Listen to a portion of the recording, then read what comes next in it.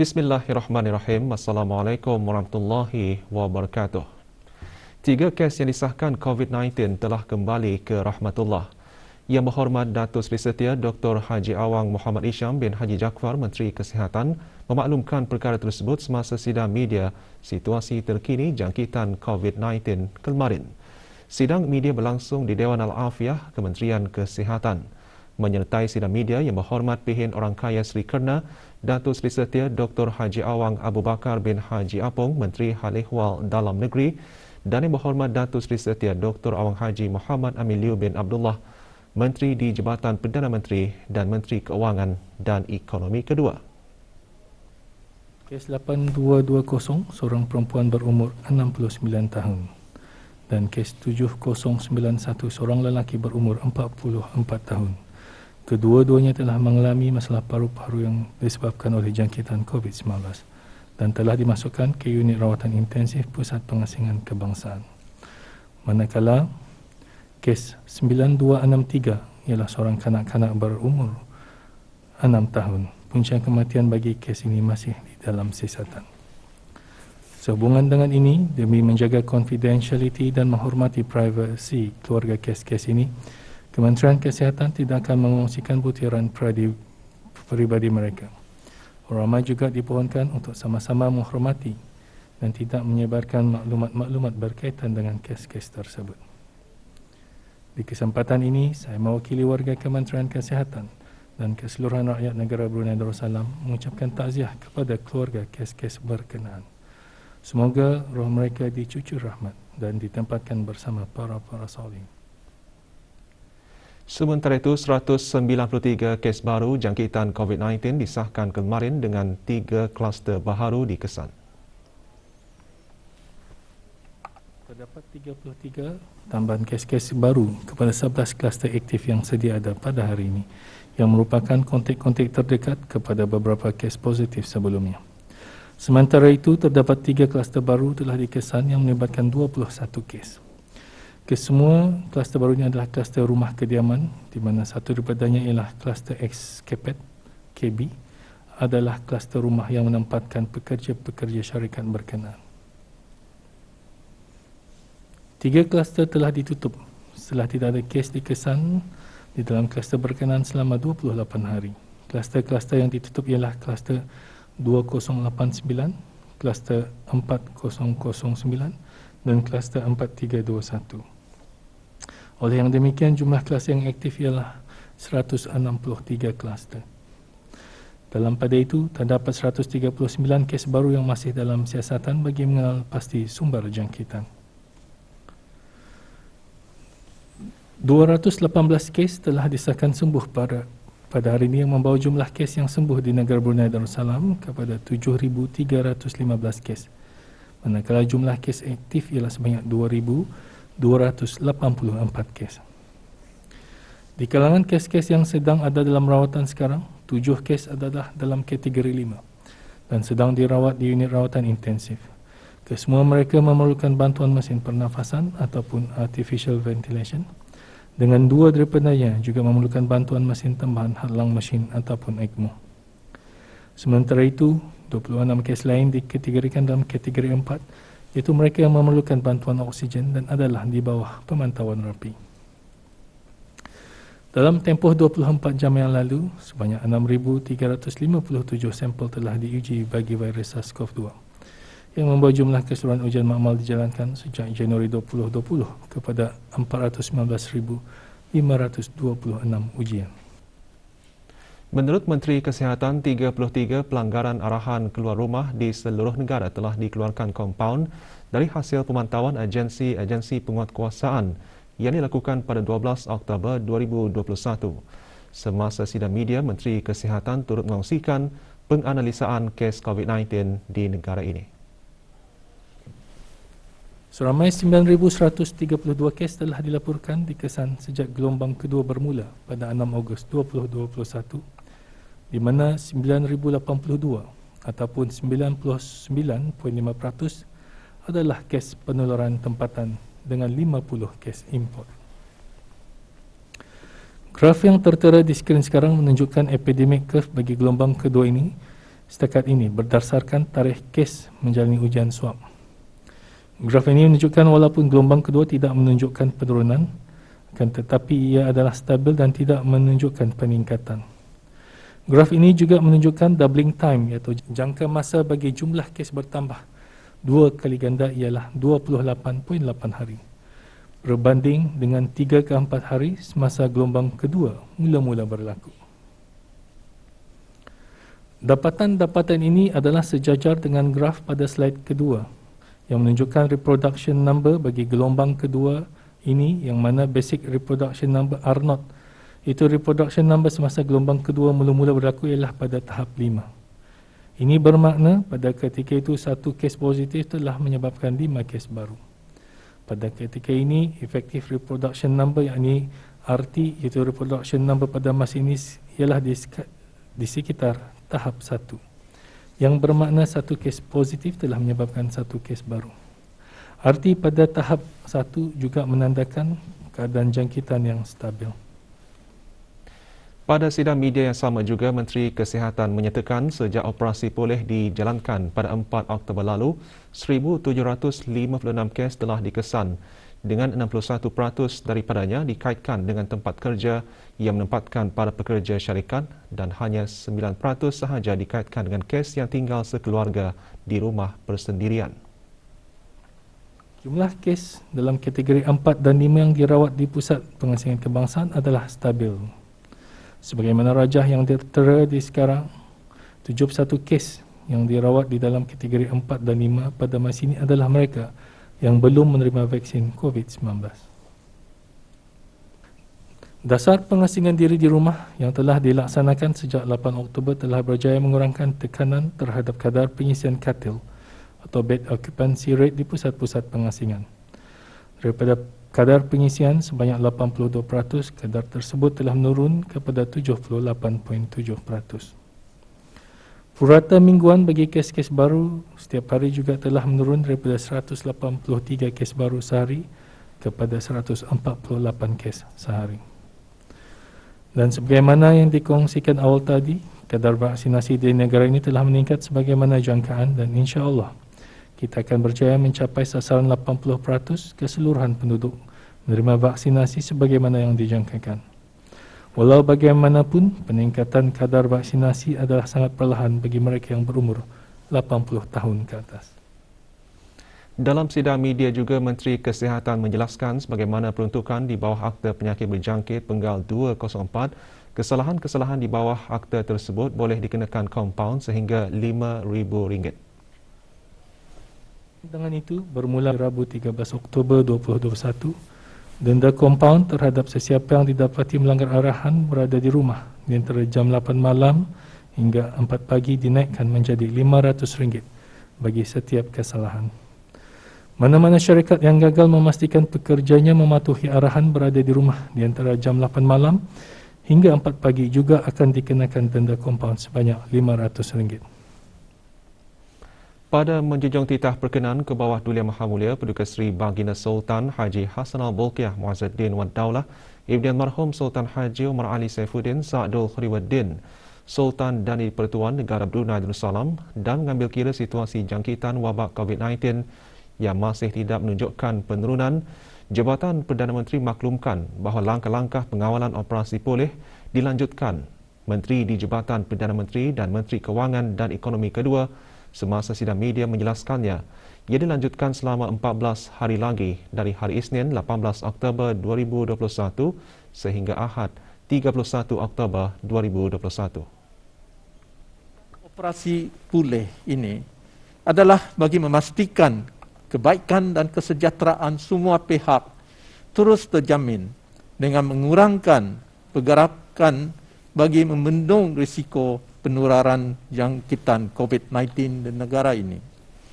Selain itu, keberkesanan langkah-langkah pengawalan ini akan dapat dilihat selepas 2 tempoh penuh inkubasi ataupun full incubation periods bagi virus berkenaan, iaitu selama 4 minggu. Semanjat pelaksanaan operasi pulih yang mula berkuat kuasa 10 hari yang lalu, banyak perkara telah dipelajari di sepanjang pelaksanaan operasi berkenaan. Oleh itu, Kerajaan Kebawah-Duli Yang Maha Mulia, Paduka Seri Baginda Sultan dan Yang di-Pertuan Negara Brunei Darussalam ingin merakamkan penghargaan kepada semua pihak amnya dan rakyat serta penduduk negara Brunei Darussalam khasnya di atas kesabaran mereka dalam terus mematuhi garis panduan kesihatan dan sekatan-sekatan yang telah ditetapkan dalam sama-sama membendung penularan wabak COVID-19 di negara ini. Menteri di Jabatan Perdana Menteri dan Menteri Kewangan dan Ekonomi kedua menjelaskan terdapat segelintir masyarakat masih ingkar dan melanggar peraturan yang ditetapkan yang jelas menimbulkan kebimbangan semua pihak.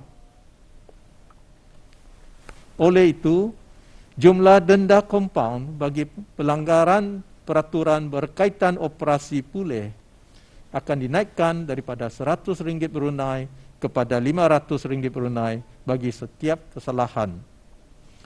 Selain itu, denda kompaun juga akan dilaratkan kepada pihak syarikat yang mana pekerja-pekerjanya didapati meninggalkan tempat tinggal pada waktu operasi pulih, iaitu dari 8 malam hingga 4 pagi, tanpa surat pengesahan yang sah dengan dikenakan denda berjumlah RM500 Brunei bagi setiap kesalahan. Mana-mana individu yang didapati tidak patuh kepada peraturan langkah-langkah operasi pulih dan dikenakan denda akan diterbitkan nama masing-masing melalui media massa, sama ada nama individu maupun nama syarikat dan pekerja. Sebagai tambahan, orang awam bolehlah menghubungi Pusat Koordinasi Kebangsaan menangani COVID-19 yang beroperasi selama 24 jam setiap hari jika terdapatnya sebarang insiden pelanggaran peraturan atau prosedur operasi standard ataupun standard operating procedures. Berikut adalah talian-talian hotline yang dapat dihubungi: 8176-148, 8175-148, 8166-148, 8155-148. Orang ramai diseru untuk sama-sama memelihara keselamatan dan kesejahteraan awam dengan protokol kesihatan dan garis panduan yang telah ditetapkan. Menteri di Jabatan Perdana Menteri dan Menteri Kewangan dan Ekonomi kedua seterusnya menjelaskan isu-isu kesejahteraan berkaitan penempatan pekerja asing sedang dipantau oleh beberapa kementerian dengan penubuhan satu jawatan kuasa bertujuan mengenal pasti tindakan-tindakan segera serta strategi jangka masa panjang. Perkara ini berulang lagi pada masa akan datang dan memastikan semua pihak, sama ada pihak majikan, warga negara tempatan atau asing, lebih faham akan langkah-langkah pengawalan operasi pulih yang dijalankan dan berkuat kuasa ketika ini. Pihak kerajaan akan menyediakan risalah-risalah berbagai bahasa untuk diberikan kepada semua masyarakat di negara ini. Dan ini dapat memudahkan pihak majikan untuk menerangkan lebih terperinci kepada pekerja-pekerja mereka. Orang ramai, terutamanya pemilik-pemilik syarikat di negara Brunei Darussalam, adalah menjadi tanggungjawab bagi setiap majikan, sama ada syarikat ataupun persendirian, untuk memastikan supaya pekerja-pekerja masing-masing mematuhi peraturan-peraturan dalam menangani dan membendung penularan wabak COVID-19 yang masih tidak stabil di negara ini. Di samping itu, para penghulu mukim dan ketua kampung selaku lidah, mata dan telinga kerajaan juga memainkan peranan yang penting dalam memastikan penduduk-penduduk kampung untuk patuh dengan arahan-arahan seperti tidak meninggalkan tempat tinggal, mengamalkan tanggungjawab sosial masing-masing dengan penjarakan fizikal dan tidak mengadakan majlis-majlis keramaian. Di samping itu, para penghulu mukim dan ketua kampung juga hendaklah memantau kesejahteraan anak-anak buah mereka dengan memastikan mereka dalam keadaan yang sehat dan baik serta menghulurkan bantuan kepada mereka yang memerlukan. Dari segi harewah kebajikan masyarakat pula, orang ramai yang tinggal bersendirian dan memerlukan bantuan bolehlah mendapatkan sebarang nasihat dan bantuan daripada ketua kampung masing-masing serta menghubungi talian hotline Pusat Koordinasi Kebangsaan menangani COVID-19 yang disebutkan di atas atau talian kebajikan 141. Program vaksinasi kebangsaan yang diadakan selama 3 hari di Mukim Melabi, Mukim Bukit Sawat dan persekitarannya mendapat sambutan yang menggalakkan. Sebanyak 274 orang telah menerima suntikan vaksinasi.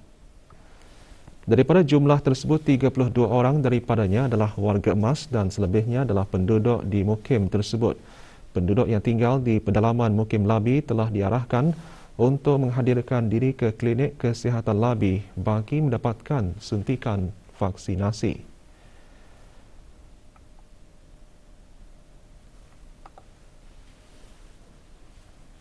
Kami akan terus vaksinasi orang-orang rumah yang belum divaksinasi. So, insya-Allah daripada kiraan kami semua sekali yang akan divaksinasi di rumah ada jumlah 12 orang. Ini terkandung daripada kampung Bukit Mau, kampung Nabi, kampung Bukit Mau, kampung Rangkeng. Dalam melalui perubahan dan cabaran yang ditimbulkan oleh wabak COVID-19, adaptasi merupakan salah satu kunci utama. Berucap semasa majlis penutupan kursus Maktab Turus Angkatan Bersenjata Diraja Brunei ABDB sesi ke-11, Menteri Pertahanan kedua menekankan perlunya pemimpin untuk mempunyai dinamika pemikiran ke arah perdamaian dalam mempromosikan keamanan dan kestabilan global. Yang Berhormat Pihin Datu Laila Raja, Major Jeneral Bersara Datuk Paduka Seri Haji Awang Halbi bin Haji Muhammad Yusof juga menekankan semua peserta kursus Maktab Turus ABDB perlu berfikir secara kritikal dan inovatif dalam menangani perkara-perkara yang kompleks yang timbul dari segenap dimensi dan mengamalkan emotional honesty sebagai persiapan bagi menjawat jawatan dan tanggungjawab yang lebih besar di masa akan datang.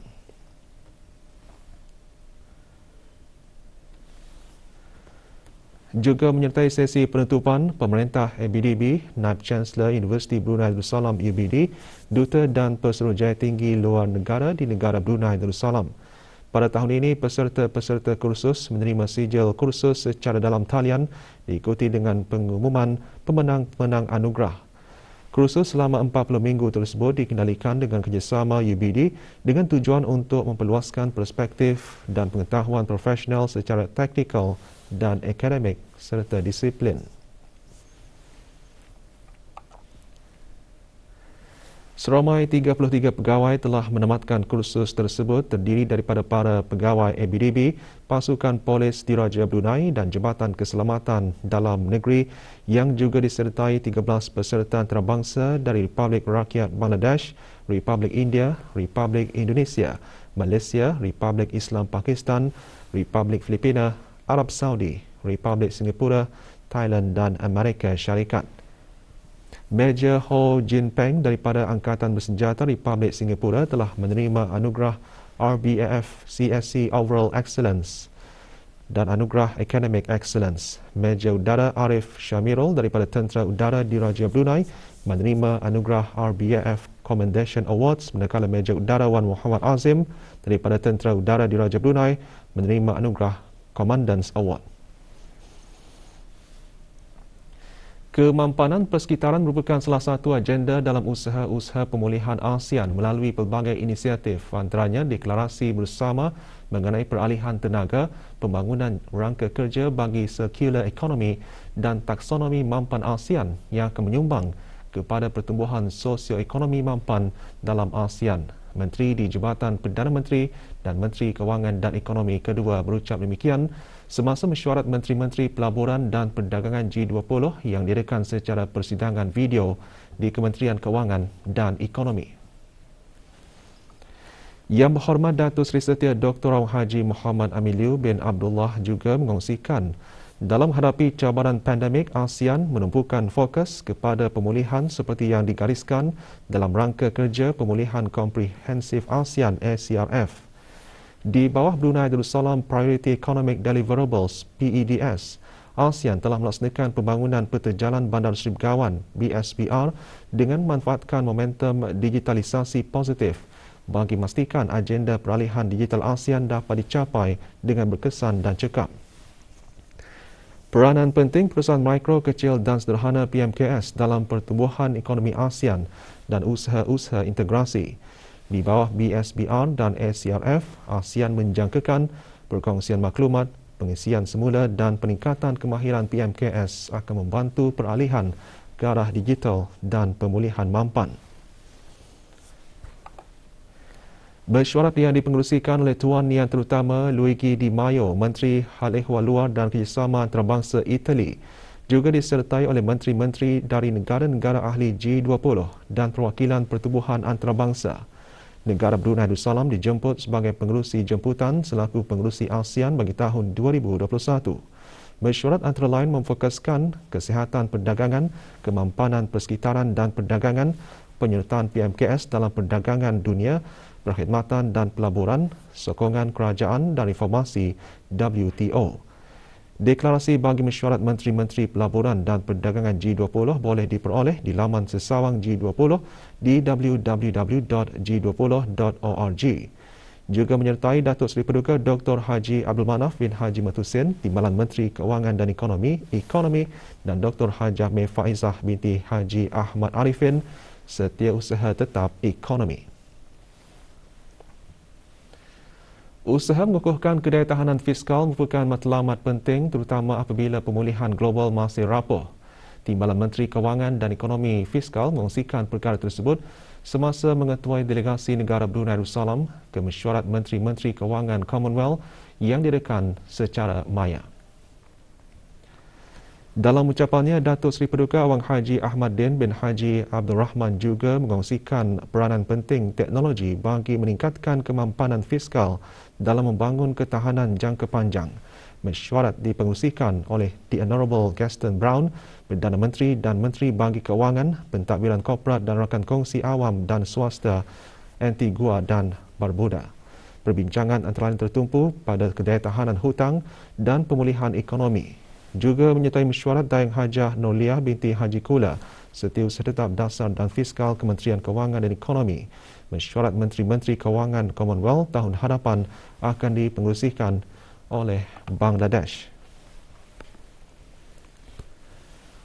Perkembangan dan pembangunan bagi kerjasama serantau mengenai persaingan dasar dan undang-undang dalam ASEAN dibincangkan oleh para pemimpin agensi-agensi bagi pihak berkuasa persaingan ASEAN. Semasa mesyuarat, para pemimpin menyedari tamatnya kajian semula penggal pertengahan Pelan Tindakan Persaingan ASEAN 2025 pada awal tahun ini dan perkembangan pelaksanaan penyampaian utama kumpulan pakar-pakar ASEAN mengenai persaingan AEGC bagi tahun 2021 telah mengemaskini peta jalan menjana kapasiti serantau ASEAN 2021-2025 dalam persaingan penguatkuasaan dasar dan undang-undang ASEAN. Pengerusi Suruhanjaya Persaingan Indonesia dan pengerusi ketua-ketua bagi mesyuarat agensi-agensi ASEAN dalam ucapannya berkata, COVID-19 memberikan cabaran-cabaran luar biasa dan gangguan ke atas jutaan jiwa di seluruh dunia, termasuk rantau ASEAN. ASEAN jelasnya masih berusaha merungkai jurang dalam rangka kerja dan prosedur-prosedur sah terutama pertukaran maklumat serta menggariskan kepentingan menjana garis panduan bagi perkongsian kes dan penubuhan portal maklumat mengenai penggabungan kes ASEAN sebagai langkah awal meningkatkan kerjasama penguatkuasaan persaingan untuk dipersetujui secara efektif dengan transaksi perdagangan merentas sempadan.